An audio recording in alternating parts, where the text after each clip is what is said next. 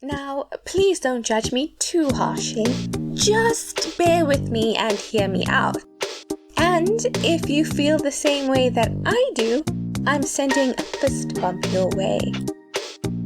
I've done videos on hot anime teachers and dudes I like but shouldn't, and Koro Sensei falls into both of these categories. But more the latter than the former. Like, just looking at this character design, I don't think you're supposed to find him attractive. But, here we are.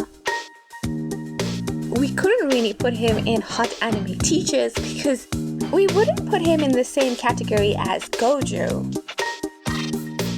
But he has his appeal. Also, check out my video on Satoru Gojo. At the beginning of Assassination Classroom, Koro Sensei is just this weird yellow octopus monster thing that likes sweets and is kinda a perv, but who is also very caring, very intelligent, and very committed to his students.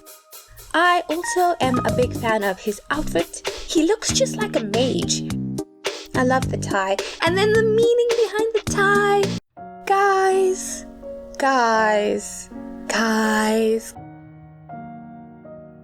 At first, in terms of adult eye candy, it's Karasuma that initially drew my attention.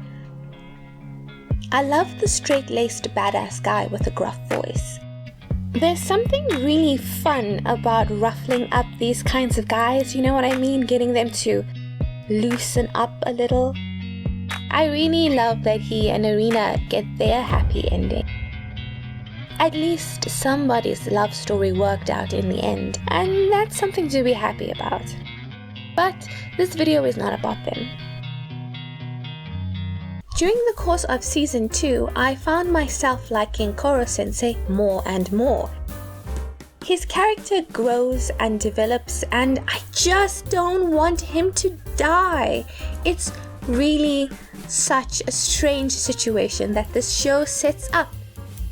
You have a bunch of children who love their teacher, and this teacher loves them in return, but the students have to kill him in order to save the world.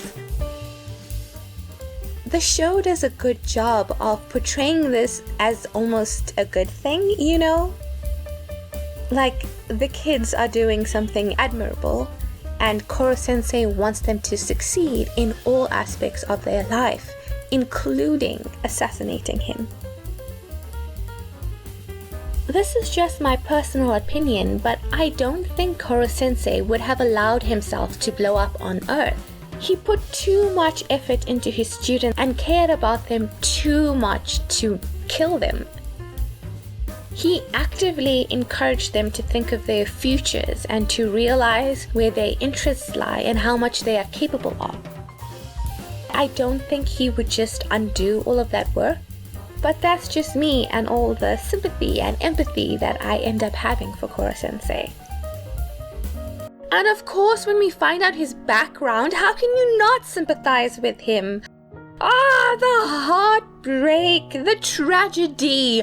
I hate when love never gets a chance to fully blossom and be felt and experienced by both parties involved. Why did she have to die? I hate that so much. And he was being tortured and experimented on for so long.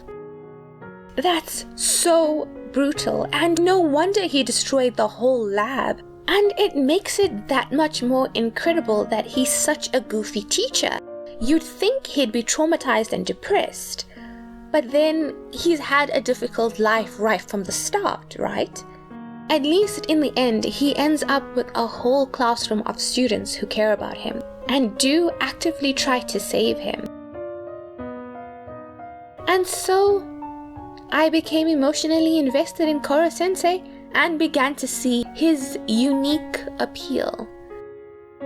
Like a longtime friend you start dating as your feelings suddenly turn romantic.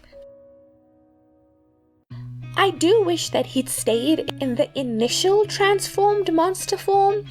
He kinda looks like a demon or something like that, but also like a human at the same time. And I've never really been the biggest fan of the color yellow, but I can make many exceptions for Koro Sensei, who deserves to have some happiness in his life.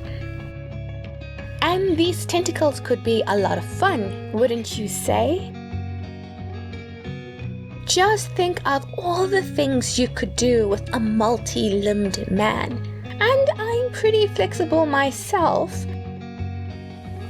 Also, I'm a really good baker, so I think we'd be really happy together.